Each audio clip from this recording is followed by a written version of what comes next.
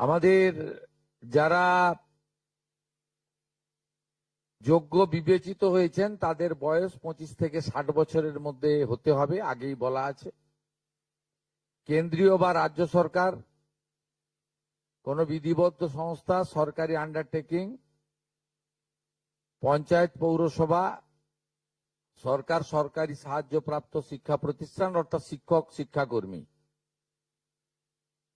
স্থায়ী সরকারি চাকরিতে নিযুক্ত থাকেন বা পেনশনার্স আসবে না যেহেতু 60 ঊর্ধ্ব, এটা ইরেলিভেন্ট, এরা এই বেনিফিটের মধ্যে পড়ছেন না। তাছাড়া যারা আয়কর প্রদান করেন, অর্থাৎ এখন আয়করের ঊর্ধ্ব সীমা হচ্ছে 12 লক্ষ টাকা বছরে। 12 লক্ষ টাকা পেরিয়ে গেলে আয়কর দিতে হয়। যে পরিবার আয়কর দেন, অর্থাৎ যার বাৎসরিক আয় 12 লক্ষ টাকা, সেই পরিবার এই কর্মসূচি অন্তর্ভুক্ত হওয়ার সুযোগ পাবেন না।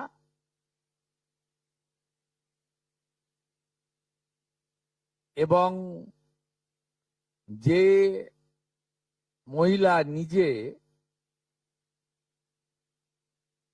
10,000 টাকার বেশি নিজে উপার্জন করেন মাসে, তাকেও এর বিবেচনার মধ্যে প্রাথমিকভাবে আনা হয়নি। কিন্তু এক্ষেত্রে যারা ক্যাজুয়াল, কন্ট্রাকচুয়াল, মানে বাড়ির পুরুষ মানুষরা, তাদের বাড়ির পরিবারের স্ত্রী বা অন্যরা বিবেচিত হবেন।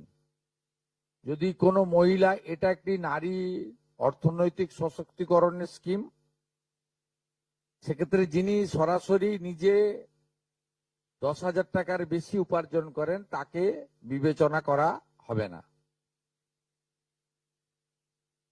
25 থেকে 60-এর মধ্যে যারা 3,000 টাকার কম ভাতা পান, ধরুন উইডো পেনশন 1,500 টাকা এই মাস থেকে হয়েছে, গত মাস পর্যন্ত ছিল 1,000 টাকা, তাদেরকে হায়ারটা দেওয়া হচ্ছে, 3,000 টাকাটাই দেওয়া হচ্ছে অন্নপূর্ণা যোজনাতে। এই ধরনের যত স্কিম 25 থেকে 60 মহিলাদের রয়েছে, যারা 3,000 টাকার কম পান বিভিন্ন ভাতা, তাদেরকে 3,000 টাকার অন্নপূর্ণা যোজনার ভাতাটাই দেওয়া হচ্ছে। এক্ষেত্রে দুটি ক্ষেত্রে আমরা শিথিল করছি। একটা হচ্ছে দিব্যাঙ্গ ভাতা যারা পান, তারা দুটো ভাতাই পাবেন। তারা দিব্যাঙ্গ ভাতা যেটা আগস্ট মাস থেকে 1,500 হয়ে যাবে সেটাও পাবেন, অন্নপূর্ণা যোজনা 3,000ও পাবেন, শুধুমাত্র ফিজিক্যালি চ্যালেঞ্জদের ক্ষেত্রে।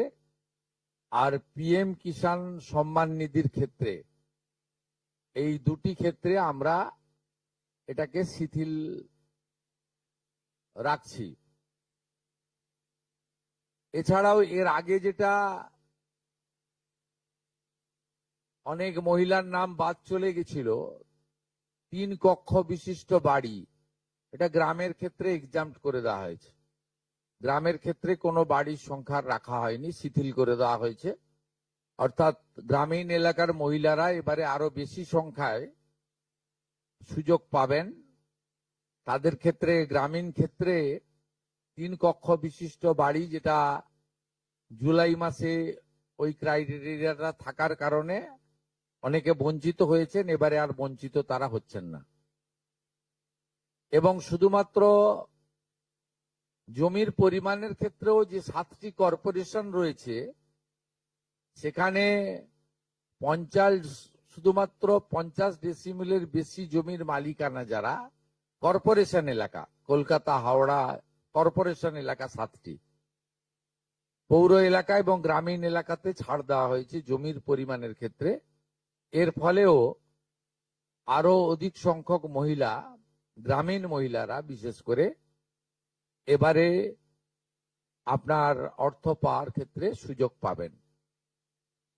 আমরা সরকারি অর্থ নারী সশক্তিকরণ, নারীর অর্থনৈতিক ক্ষমতা বৃদ্ধি,